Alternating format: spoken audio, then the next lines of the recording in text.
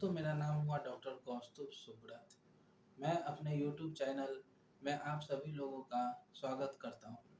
मैं आप सभी लोगों को स्वास्थ्य से जुड़ी अपडेट्स समय-समय पर आपको बताता रहूंगा।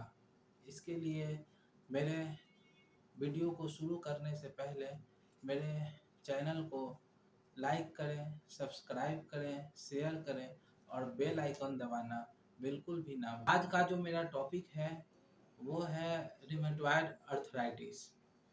दोस्तों, रिमेटॉयड अर्थराइटिस होता क्या है, उसके बचाव क्या है, उसके कारण क्या है, उसके लक्षण क्या है और उसके जो होम्योपैथिक उपचार है उनके बारे में आप लोगों को बताऊंगा। दोस्तों, रिमेटॉयड अर्थराइटिस होता है रिमेटॉयड अर्थराइटिस एक ऑटो इम्यून डिजीज है जिसमें हमारे शरीर का जो इम्यून सिस्टम है वो हमारे शरीर के ही इम्यून सेल आरए सेल को प्रोड्यूस करने लगता है और धीरे धीरे ये रिमेटॉयड अर्थराइटिस का रूप ले लेता है। दोस्तों, इसके जो कारण हैं वो कई कारण हैं, पर अभी तक कोई एक कारण नहीं है जिसे ये कहा जा सके कि रिमेटॉयड अर्थराइटिस इसी कारण से होता है। दोस्तों, कई सारे फैक्टर हैं जो रिमेटॉयड अर्थराइटिस को बढ़ावा देते हैं। जैसे रिमेटॉयड अर्थराइटिस जो है वो किस किस कंडीशन में बढ़ता है। अगर पेशेंट ज़्यादा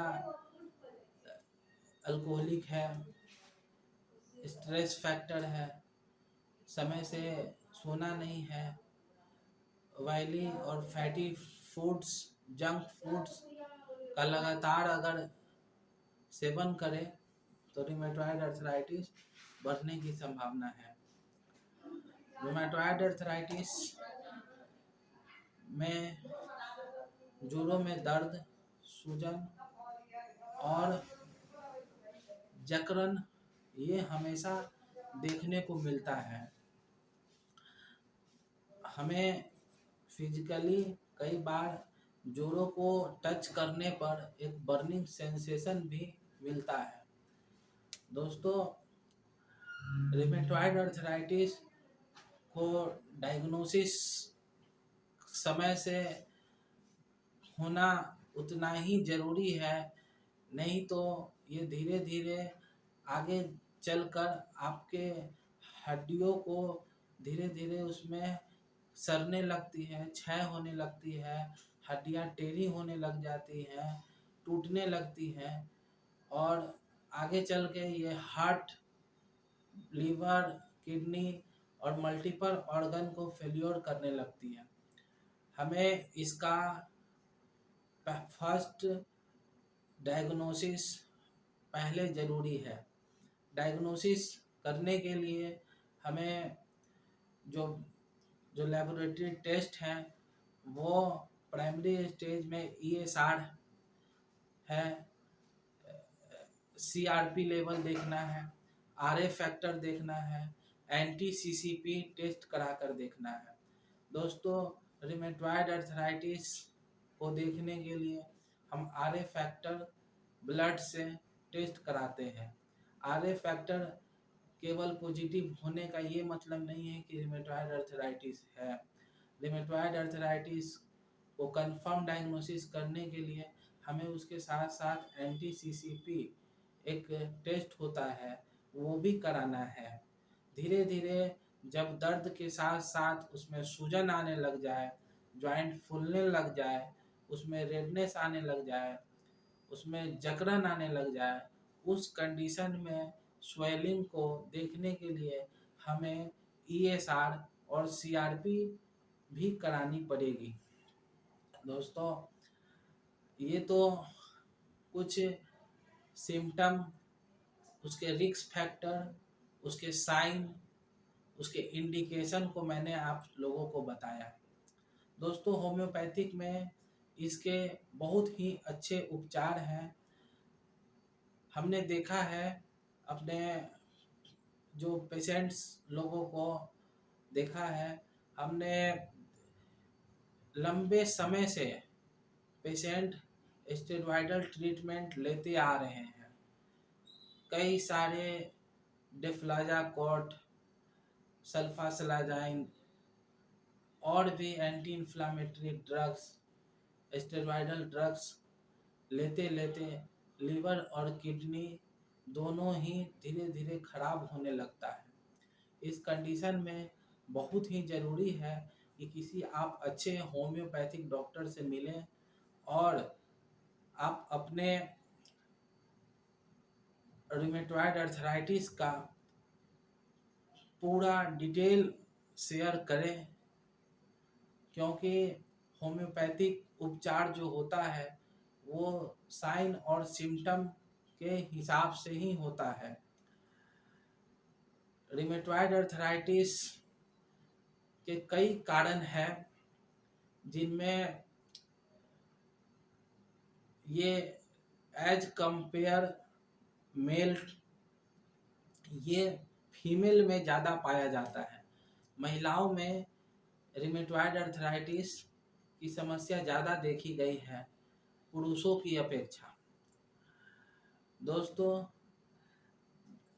जो महिलाएं हैं उन्हें प्रेगनेंसी के बाद रूमेटॉइड अर्थराइटिस की समस्या आना, इसके लिए अलग मेडिकेशन है होम्योपैथिक में। उसके बाद बहुत सारे पुरुष हैं या महिलाएं हैं, उन्हें जेनेटिक भी होता है, जैसे वो उनके नानी माँ को था, दादी माँ को था, माँ को था, फादर को था, ऐसे कर कर वो रूमेटॉइड अर्थराइटिस जेनेटिक ट्रांसफ़र हुआ है। उसके लिए फिर अलग सिम्टोमेटिक ट्रीटमेंट है हमारे होम्योपैथिक में। दोस्तों, कई सारे पेशेंट में मैंने ये भी देखा है कि रूमेटॉइड अर्थराइटिस होने से पहले पेशेंट 2-3 साल तक उसे फीवर लगा रहा।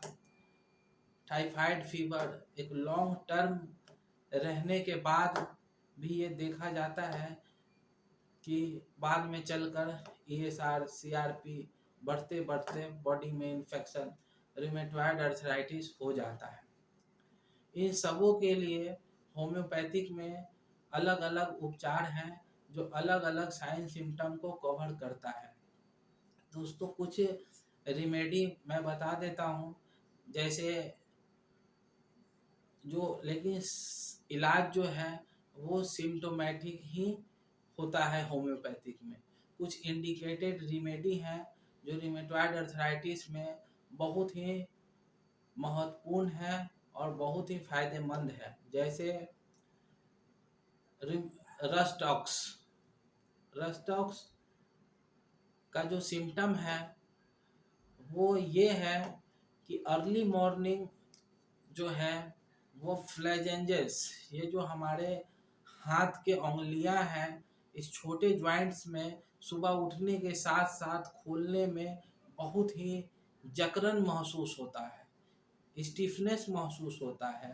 तो उस कंडीशन में हम रस्टॉक्स दे सकते हैं। दूसरी जो मेडिसिन है वो ब्रायोनिया है। अगर पेशेंट को जो है वो धीरे धीरे चलते चलते अगर वो प्रॉब्लम बढ़ जाती है, दर्द बढ़ते चली जाती है, तो उस कंडीशन में हम ब्रायोनिया देंगे। उसके साथ साथ उसके ड्राइनेस ऑफ म्यूकस मेम्ब्रेन, गला सूखता है, कुछ सिम्टम है, उसको देखकर उसकी अलग अलग मेडिसिन है। एक मेडिसिन आती है स्टेलेरिया मीडिया। अगर जॉइंट्स में डिफॉर्मिटी आ गई हो और अगर जॉइंट सब टेढ़ा हो गया हो, हाथ में स्टिफनेस ज़्यादा हो गया हो, इस कंडीशन में स्टेलेरिया मीडिया को अगर हम आधे कप पानी में क्यू पोटेंसी में मदर टिंचर फॉर्म में अगर आधे कप पानी में 20 बूंद सुबह 20 बूंद रात देंगे, पेशेंट को बहुत ही फायदा मिलेगा।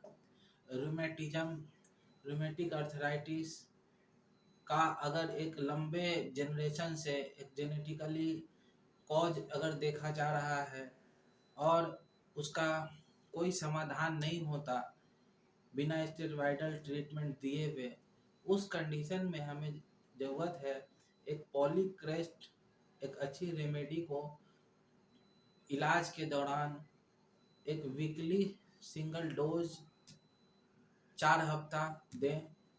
उसके बाद हमारा जो कॉन्स्टिट्यूशनल रेमेडी है, रस्टक्स है, ब्रैनिया है, एक्टिया स्पाइकटा है और भी बहुत सारे मेडिसिन हैं, वो धीरे धीरे बहुत ही अच्छा सुधार लाएगी और धीरे धीरे बहुत ही अच्छा रिस्पॉन्स लेने लगेगा। तो इस कंडीशन में जो है tuberculinum 1 ml 4 drops in a week हम देंगे।